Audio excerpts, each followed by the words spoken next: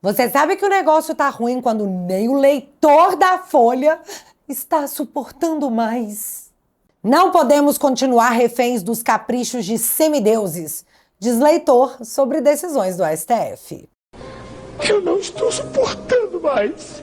E aí, meus amigos? Bom, não? Então, gente, a treta que tá se desenrolando pode ser aquele além da gota d'água. E eles sabem disso. Mas além de passarmos por um extenso relato do Estado Democrático de Direito que o Brasil vive a respeito desse tema, STF, menino, acho que tem uma bomba prestes a estourar no colo do Dilma. E não é clickbait. Semaninha que me encheu de conteúdo. E como vamos falar de ministros da Suprema Corte? Oi, Deus! Sou eu de novo. Sem mais delongas, separa a pipoca, fica confortável e bora lá!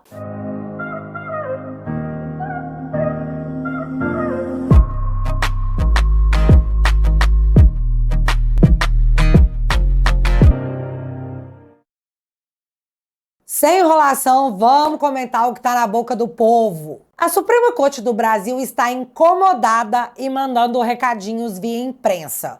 E eu vou mostrar para você o real sentido do pimenta no olho do outro é refresco. Mas antes você precisa entender o que é que rolou essa semana e por que elas estão descontroladas. Foram aprovados alguns projetos de lei e projetos de emenda à Constituição lá na CCJ, a Comissão de Constituição e Justiça. O que significa que agora esses PLs vão para plenário para votação dos deputados, o estágio final da Câmara. Já as PECs irão para uma comissão especial para a discussão final antes do plenário. E com um adendo aqui, uma delas já passou no Senado, então se passar no plenário da Câmara, vira lei. E a não ser que o Dilma vete, o Congresso derrube o veto e alguém judicialize para o STF resolver, é caixa. Mas isso eu vou comentar lá na frente, porque é nesse momento que nós vamos reviver o meme. Eu estou sentindo uma treta.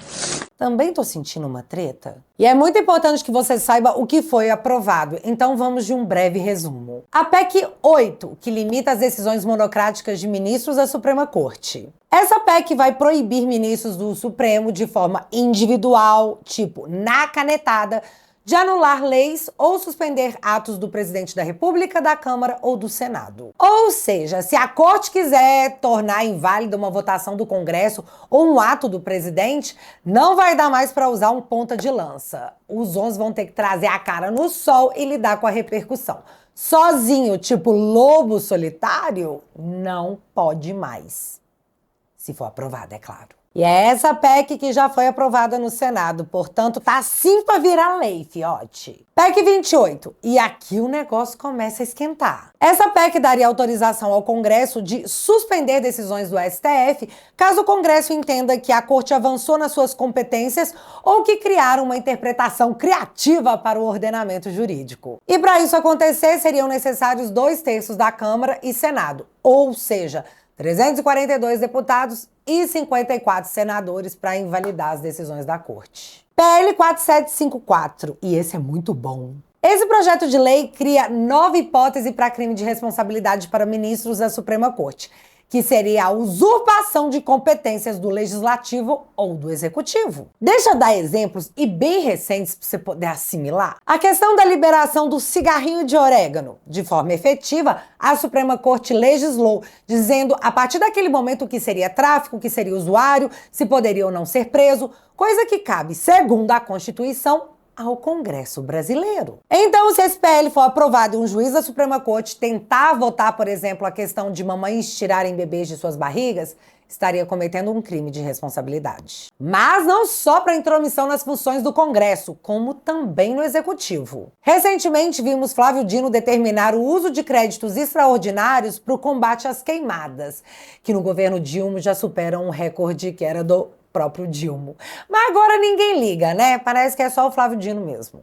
Só que a aplicação de recursos financeiros para determinadas situações é função do Executivo, não do STF. Então, se aprovado, esse projeto de lei também tipificaria como crime de responsabilidade essa atuação da Suprema Corte. E para finalizar isso aí, temos o PL 658. E esse, para mim, minha opinião, é mega ultra blaster democrático, porque ele determina que, caso o presidente da casa, Pacheco ou Lira, rejeite um pedido de impeachment, um recurso pode ser oferecido ao plenário das casas para ver se a maioria deseja rejeitar ou aprovar a abertura dessa discussão. Ou seja, acabaria com esse negócio de não vai ter impeachment porque fulano não quer. Democracia é a vontade da maioria. A população exerce seu poder, que é absoluto, através de seus representantes eleitos. Portanto, seria um mega show democrático, eu acho. Mas, gente, a aprovação desses projetos criou uma nuvem em cima da Suprema Corte. Todos eles estão chateados porque... Como assim vocês querem interferir nos nossos poderes ultra absolutos que estão salvando a democracia e recivilizando o Brasil? Sim, o Barroso, ó iluminado, diz que é isso que eles querem fazer, recivilizar o Brasil. Casa direitinho com o Toffoli quando disse que eles são os editores desse país, né? Supremos. Aí a reação, que a Rede Lula tá chamando de democrática, foi essa aqui. Presta bastante atenção. Este tribunal, como Vossa Excelência também acaba de enfatizar, valorizou a democracia, valorizou a normalidade institucional e soube sempre valorizar a política, entendendo que sem política não se faz democracia. Se a política voltou a respirar ares de normalidade, isto também se deve à atuação firme deste tribunal. E o tribunal não fez nada mais, nada menos do que o seu dever de defender a democracia, o Estado de Direito e os direitos fundamentais. Eu achei a fala dele tão bonitinha. Vocês não acharam? Se a política voltou a respirar ares de normalidade, foi por causa dessa Suprema Corte. Vamos dar uma olhada como que a política respirava no governo Bolsonaro? Por conta da Suprema Corte. Barroso suspende medida provisória de Bolsonaro sobre demarcação de terras indígenas. Gilmar Mendes suspende medida provisória que dispensa a publicação de editais na grande imprensa, aquela que não ia mais obrigar a Petrobras a gastar milhões em propaganda na Globo. Pois é, Gilmar Mendes sozinho cortou e esquece. Carmen Lúcia cobra explicações de Bolsonaro sobre o programa Verde e Amarelo, aquele programa do Bolsonaro para criar mais empregos para os jovens. Nessa questão, mas não só nessa, a ministra deu 5 dias para o governo se manifestar. E o Solidariedade, Partido Solidariedade, fez a denúncia de inconstitucionalidade. Grava isso aí. Partido Solidariedade denuncia ao STF. E uma vez que um partido leva a coisa pro STF, é o STF que decide. STF suspende medida provisória de Bolsonaro sobre o fim do seguro DPVAT, porque como você ousa, Bolsonaro? Ministro do Supremo Alexandre de Moraes suspende trechos da Lei de Responsabilidade Fiscal e Lei de Diretrizes Orçamentárias na viabilização do combate ao coronga. Ele decide tudo. STF dá poder aos estados para atuar contra coronga e impõe revés a Bolsonaro. Ou seja, é cada um por si. Decisão monocrática. Aquela que a PEC quer impedir. Barroso, do STF, suspende expulsão de diplomatas venezuelanos determinado por Bolsonaro. Véi, o Bolsonaro expulsou os diplomatas e o ministro da Suprema Corte sozinho disse que não vai não. Fachin dá 5 dias para a Câmara explicar apoio de Bolsonaro a apoiadores bloqueados. Entenda, o ministro do Supremo estipula prazo para que a Câmara explique por que Bolsonaro apoia seus apoiadores que foram censurados pela Suprema Corte. STF declara inconstitucional a impressão do voto pela urna eletrônica. Mini-reforma eleitoral de 2015 previa a impressão do comprovante. E foi quase uma unanimidade, viu, galera? Mas sobre esse tema, sem comentários, porque literalmente na democracia brasileira dá cadeia. Barroso, do STF, manda Senado instalar a CPI do Coronga em revés a Bolsonaro. E, gente, eu poderia ficar aqui até amanhã mostrando como a Suprema Corte foi atuante no governo Bolsonaro. E eu consigo trazer uma matéria de cada uma para provar isso aí. Aliás, se vocês quiserem um especial sobre isso, deixa aqui nos comentários, porque é muita coisa. é muita atuação. Eu trouxe apenas alguns exemplos que me dão o direito de perguntar por que a Suprema Corte não intimou o ministro da Defesa do Dilma a explicar em 5 dias o porquê o governo é antissemita e não quer fazer negócio com judeu. Também me dá o direito de saber quantos dias a Suprema Corte vai dar ao Lula para explicar por que, após a alta de mortes de Yanomamis, ele suspendeu o boletim sobre os óbitos dos indígenas. Eu tô aqui tentando entender por que a Suprema Corte não barrou a retirada definitiva do embaixador de Israel após o constrangimento mundial em que o Lula comparou a guerra com o Holocausto. Eu ainda continuo querendo saber quantos dias a Suprema Corte deu ao Lula para explicar a perda de 260 milhões em vacinas de coronga vencidas no estoque em 2024. E num país que nos contou essa semana que 12 milhões de crianças e jovens não têm acesso a esgoto, a saneamento básico, galera. Eu quero entender quantos dias o Supremo vai dar ao Lula para explicar a fala onde ele anuncia que vai comprar aviões, no plural,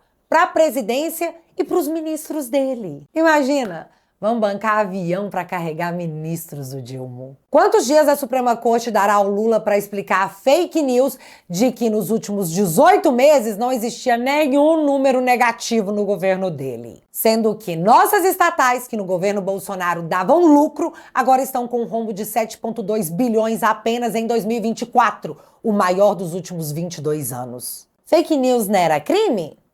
Não era? Quantos dias será dado para que o governo Lula explique as denúncias dos funcionários a respeito do IBGE paralelo criado por Pokémon? O cara que traz os melhores números do IBGE que ninguém sente, mas a gente super acredita. Confia.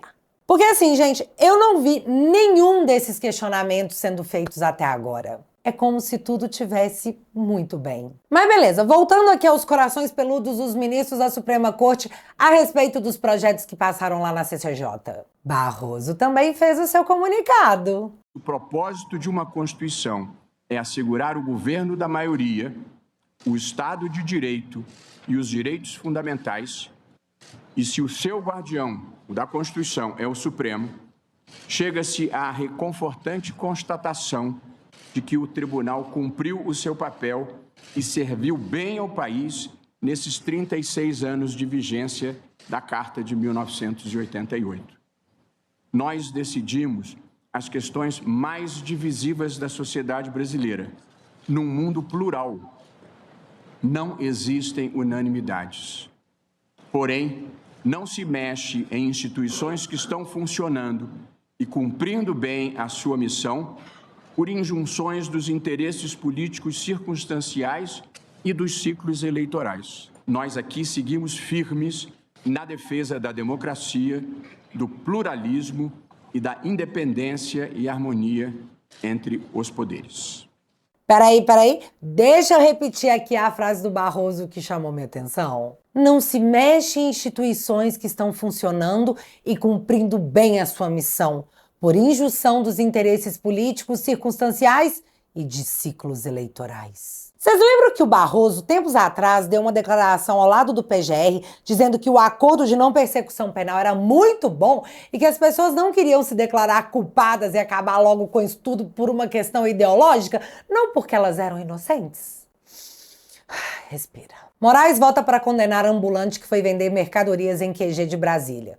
E detalhe, o cara sequer é bolsonarista. E eu nem vou citar de novo o caso da família Mantovani, porque eu já fiz meio vídeo sobre esse tema dias atrás. Mantovani, dessa vez eu falei certo. Mas após a sessão, a primeira manifestação do Supremo sobre o que rolou na CCJ foi: ministros do STF mandam alerta ao Congresso sobre PEC contra decisões. E esse alerta seria sobre o risco embutido na PEC que limita um ministro sozinho de derrubar decisões do Congresso e da Presidência da República. Vamos abrir aspas para a matéria? Nesse cenário, ministros do Supremo admitem que a PEC analisada pelo Congresso tem grande potencial para gerar uma nova crise entre os poderes legislativo e judiciário.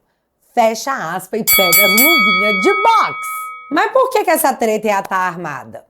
Porque o Senado já aprovou. Se o Congresso também aprovar, vira lei. E o Supremo já avisou que vai declarar a matéria inconstitucional porque o Flávio Dino já mandou a letra. Dino indica que palavra final sobre validades de medidas que regulam o poder do STF será do próprio STF. Ou seja, se vocês tentarem diminuir nossos poderes, como somos os mais poderosos, vamos dizer que não aceitamos. E se você achar ruim, você deve enfiar o seu punho na boca. Em minha livre adaptação. De que o Congresso pode legislar do jeito que entender que deve fazer, mas não há dúvida que, na interpretação da Constituição, o Supremo vai dizer se, eventualmente, essas novas regras forem aprovadas, se elas são constitucionais ou não. O alerta foi a primeira manifestação. O segundo, o recado do Dino, sempre via imprensa. Mas o terceiro, cara, foi pesado, foi explícito, foi quase pornográfico. Ministros monitoram deputados que votaram a favor de pacote anti-STF. Os parlamentares que têm sido foco especial das atenções são aqueles com processos em andamento na própria corte. Então fica assim, se você votar alguma coisa que eu não quero, eu vou dar uma olhada especial em você porque você tem processo aqui com a gente. Pode ser que a gente bote pra andar. Se você ficar quietinho, não. Se você ficar quietinho, a gente deixa quietinho. Mas se você votar contra a gente... E tá tudo bem, porque... A própria mídia noticiou isso e ninguém fez aquele adendo tipo, oi? Mas tá, como eu sou muito curiosa, eu peguei uma matéria da AFP, que é uma checagem de fatos. E ela diz que o Lira tem 35 processos no STF, enquanto o Pacheco tem 28. Mas que na maioria eles não são réus. Só em alguns, mas na maioria não. Então, bobagem isso aí. Feito esse comentário aleatório, Lira garante a Gilmar Mendes que medidas contra a corte não avançarão na Câmara. Lembrando que foi o próprio Lira que destravou a PEC das decisões monocráticas depois que o STF suspendeu as emendas PIX. Mas aí, atenção especial em deputados com processos na corte. Menina, deve ter fechado aqui, ó, que não passava nem Wi-Fi, porque... Isso aqui é Brasil. E lembra que eu falei para vocês gravarem o nome do Partido Solidariedade, que foi lá judicializar as questões para dar ao STF a palavra final sobre algo que, em via de regra, sem essa judicialização, eles não poderiam se manifestar? Pois é, o partido do Paulinho da Força, aquele que, mesmo sendo deputado e presidente de partido, o STF tentou notificar por 10 meses por lavagem de dinheiro e corrupção. Pois é esse Paulinho da Força? Então, menino, ele fez de novo? Paulinho da Força aciona o STF contra a tramitação de PEC que barra decisões da corte e ele pede que a tramitação seja suspensa, porque ele acha e vai deixar o Supremo decidir que a PEC viola a separação dos poderes. Na prática, ele deu poder ao STF de decidir se vai deixar seguir uma PEC que limita os poderes da própria corte. Nem eu que sou mais Juninha, né? Mas beleza, nós estamos interessados em quê? Em Constituição. Vamos ver o que ela diz? Abre aspas para o jurista André Marsiglia. Não há inconstitucionalidade nas PECs. A Constituição Federal, em seu artigo 49, inciso 11, exige que o Congresso zele pela preservação de sua competência legislativa em face da atribuição normativa dos outros poderes. A prerrogativa do parlamento coibir abusos normativos da corte está na Constituição Federal. Fecha aspas. Mas hoje a Constituição é super interpretativa.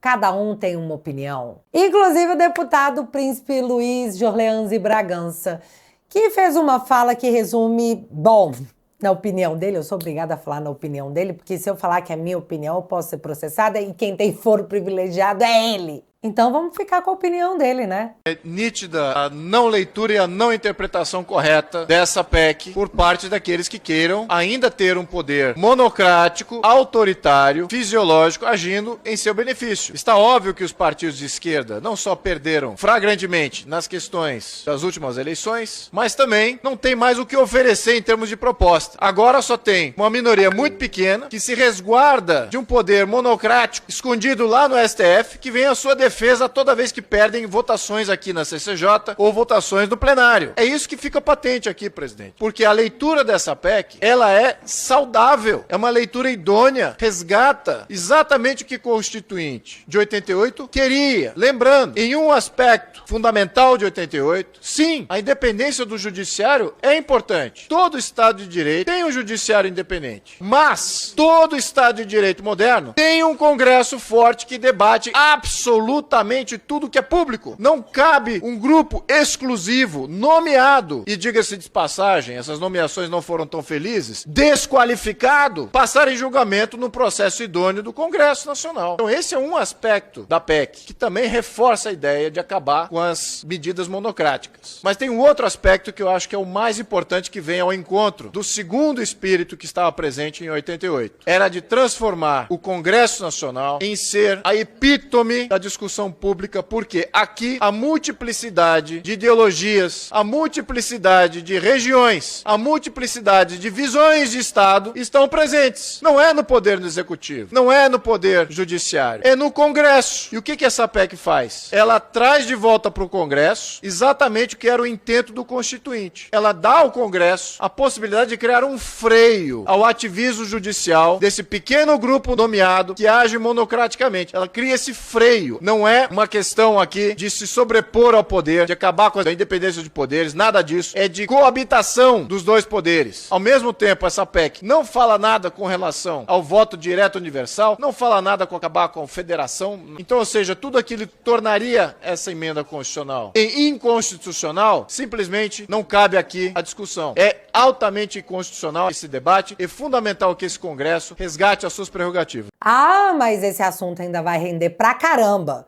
Igual rendeu a volta do Twitter. E a frase mais dita pela galerinha da esquerda após a volta do Twitter foi: nenhum bilionário está acima da lei. Aí eu tenho que te mostrar esse vídeo aqui. Representativa que vão chegar depois nos sindicatos das indústrias de carnes, claro, tá todo mundo conectado com a BPA. Ah, ele aí, ó. Ao homem aí, ó. A maioria das indústrias. Beleza, aí na sequência a gente lê essa matéria aqui. Toffoli suspende pagamento de multa de 10 bilhões de acordo de leniência da JIF, a JBS, dos irmãos Batista. Mas a cereja do bolo é algo super normal que qualquer pessoa vê e fala. Pô, super normal isso aí. Eu acho que acontece em todos os países todo dia. Deve ser super normal. Barroso e Toffoli, que julgam ações da JBS, palestram em evento patrocinado pela empresa dos irmãos Batista, ou seja, a própria JBS. Ministros do STF participam do evento organizado pelo Grupo Esfera Brasil, com patrocínio da JBS. STF diz que não houve gastos com diárias e passagens para os ministros da corte. A JBS não se manifestou. A Esfera afirma que a escolha dos palestrantes é pautada pela relevância e notoriedade. E o tema da palestra dos ministros? Sensacional! Segurança jurídica, garantia e estabilidade. Muito bom isso aí, gente. É só o que eu posso dizer. Muito bom. Mas beleza, o STF disse que o STF não pagou passagens nem diárias dos ministros. Então, quem pagou? Ai, detesto ser super curiosa. Mas beleza. Não, beleza não, né? Mas fazer o quê? Temos que mudar de assunto. Lembra que eu falei que tinha uma bomba para cair no colo do Dilma? Pois é. Estados Unidos pedem explicação sobre venda de caças Gripen ao Brasil. Fabricante sueca Saab afirmou que pretende cooperar com o Departamento de Justiça dos Estados Unidos. E para você entender, essa investigação não é nova. As negociações para a compra de 36 caças pela bagatela de 4,6 bilhões começou em 2006, mas só se concretizou 8 anos depois na gestão da Dilma. Em 2016, o Ministério Público denunciou Lula por tráfico de influência, lavagem de dinheiro e associação criminosa. Segundo a denúncia do Ministério Público, o filho do Lula teria recebido 2,5 milhões de reais como contrapartida. Porém, olha que interessante. Em março de 2022, Lewandowski suspendeu a ação penal contra o Lula, alegando que as provas desse ilícito teriam sido obtidas na Operação Lava Jato, onde as investigações contra o Lula foram anuladas pelo STF. Em 1º de fevereiro de 2024, Lewandowski toma posse como ministro da Justiça do Lula. E o que você precisa saber é que as investigações podem ter sido anuladas aqui no Brasil. Mas fora daqui, terras de democracia, de Estado democrático de direito relativo pujante, elas continuam. E o que mais me deixou intrigada, além desse interesse repentino dos Estados Unidos nessa situação, foi a fala do próprio Lula sobre o fato. Segundo ele, essa investigação não é nada mais do que uma intromissão dos Estados Unidos. Só uma intromissão. E o mais legal é que nem o Lula, nem seus indicados conseguirão se intrometer nas investigações mundo afora. E sei lá, parece que essa história tá fedendo. Aguardando as cenas dos próximos capítulos. E galera, eu acho que todo mundo aqui já tá sabendo que no último mês, 30 dias, eu recebi 3 processos vindo do PT. E é interessante ver que o escritório que assina 2 deles é do Zanin, que agora é ministro do STF. E tá lá no TSE, nesse momento. Apesar de eu não ter foro e sei lá, cara, já nem sei mais. Tudo coisa de democracia, sabe? Democracia pra Carvalho. Se você quiser me ajudar, eu aceito, mas eu te ofereço uma coisa em troca. Mesmo com o risco de perder tudo que eu tenho na nossa linda democracia do amor, eu vou continuar te atualizando com a minha opinião sobre as coisas que rolam na política do Brasil. O único crime que eu cometi foi contar pra vocês as coisas que eu penso sobre a política tupiniquense. Quanto mais a turminha das trevas tenta tirar o nosso direito de falar, mais a gente deve gritar para todo canto as coisas erradas que eles estão fazendo. Eles querem derrubar todas as minhas redes porque meu plano é impedir que você fique sem saber o que está acontecendo. Pelo menos algo do lado de cá do muro você vai receber. A democracia quer me silenciar para te obrigar a viver em um país de pensamento único. E isso nem de longe é democracia. Galera, se a gente não desistir agora, a vitória é só consequência.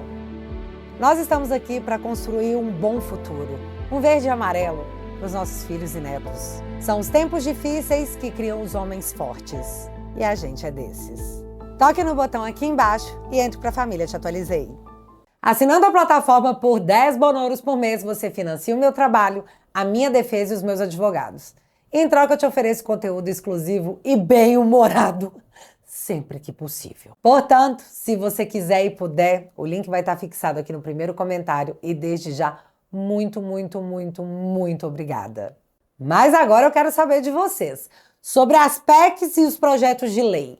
Vocês acham que o Congresso vai bancar em uma revanche, se não pela moral, pelas emendas PIX que foram bloqueadas? Ou vai ser só em 2027 mesmo? Me conta aqui nos comentários que eu quero saber. Se você ainda não é inscrito aqui no meu canal, meu amigo, se inscreve e deixa seu like, porque você já sabe. Acontecendo alguma coisa de relevante ou irrelevante, a gente volta. Beijos, galera! Fui!